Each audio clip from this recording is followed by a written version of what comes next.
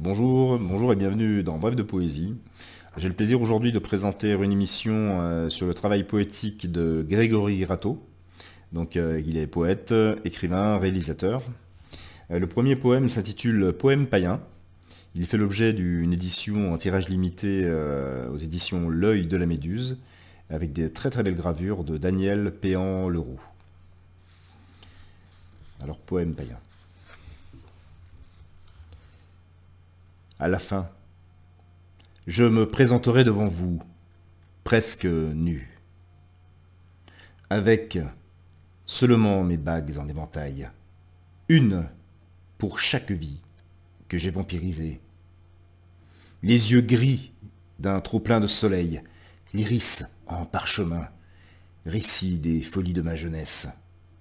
Mes muscles, à présent atrophiés d'avoir trop pour mal aimer, de rares cheveux formeront ici ma couronne, unique récompense pour toutes mes conquêtes. Personne pour laver ma dépouille, lui donner les derniers sacrements païens. Juste une vieille photo monstrueuse, pliée dans mon poing droit, et qui n'aura plus rien à voir avec cette chose sans âge, aux traits aguicheurs, couché là, sur son lit de ronces. L'ironie glorieuse au coin des lèvres, innocence encadrée dans un miroir de poche, enfin confronté à son portrait ravagé. Une vie entière pour un rien, car privé de tout, même d'une descendance.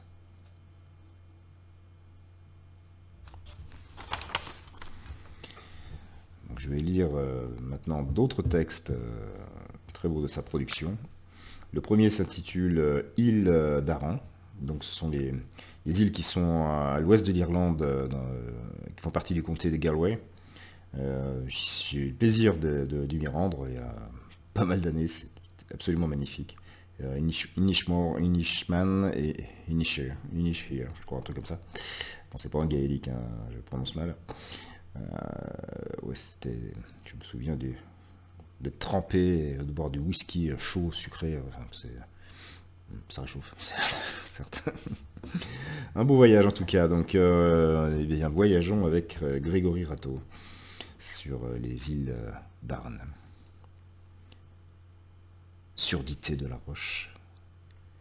Enseigne érodée. Un phare dans une lucarne. Les sanglots de la mer, en ricochet, glissent sur le silence des buveurs. Une pinte, deux pintes, molle continuité.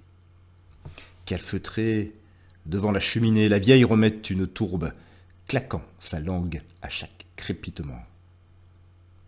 Un gros nuage orphelin rejoint le troupeau.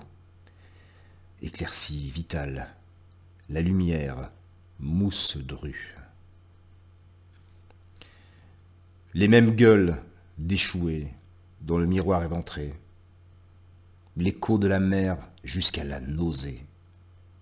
Les filets roulés aux pieds, du sel au coin des yeux. Un naufrage de mémoire.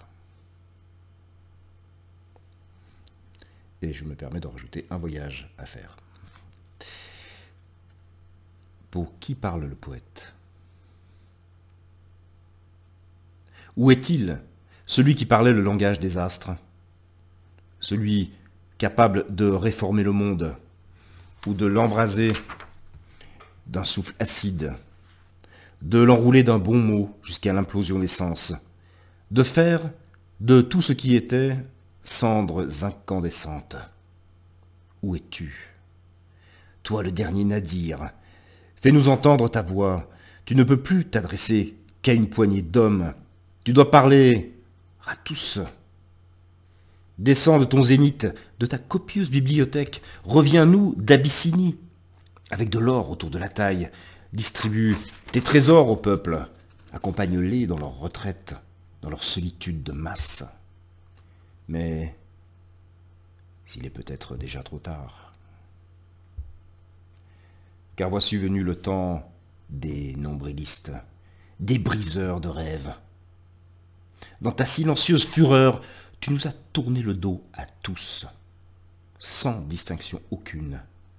Ton verbe est à présent inaudible. Ta race est devenue la triste risée des puissants. Invente donc un nouveau langage. Libère-nous des mers abusives, des costumes étriqués. Embarque-nous dans tes soirs bleus d'été. Faites de chaque vision notre éternité. Reviens-nous, toi l'enfant, le voyant, le dernier mendiant.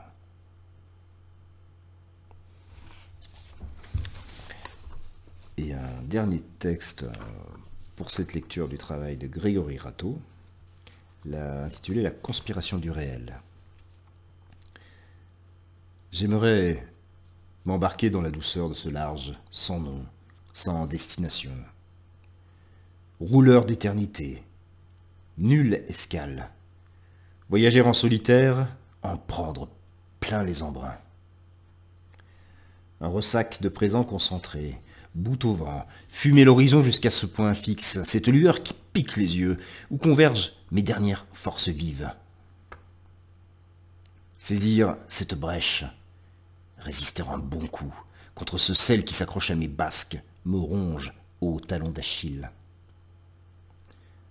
Abattre les voiles, me dresser face au réel, déjouer cette conspiration, les proches, les envieux, les faux amis, tous de la même pâte informe et malléable. Fureur contre ce siècle qui monnaie le temps, contre la houle qui fige mon sang, ma jeunesse, pétrifiée dans l'air, coule à pic.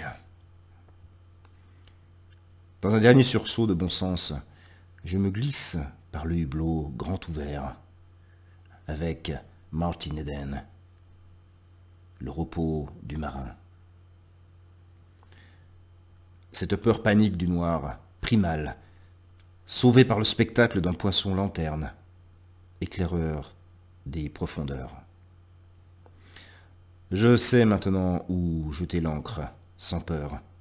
C'est ici, dans les bas-fonds, où les courants murmurent une dernière fois, avant de définitivement se taire, que je regarderai les bateaux passer, sans jamais plus s'arrêter. Voilà le magnifique travail poétique de Grégory Rateau, et je vous invite à découvrir son œuvre. Je mets bien sûr les liens vers ses différentes activités et sa page Wikipédia dans le descriptif de l'émission. Et j'ai du matériau pour préparer une seconde émission. Je vous invite bien entendu à la regarder, à l'écouter aussi. Je vous remercie pour votre fidélité et voilà, vive le partage, l'amitié et la poésie, et à très bientôt.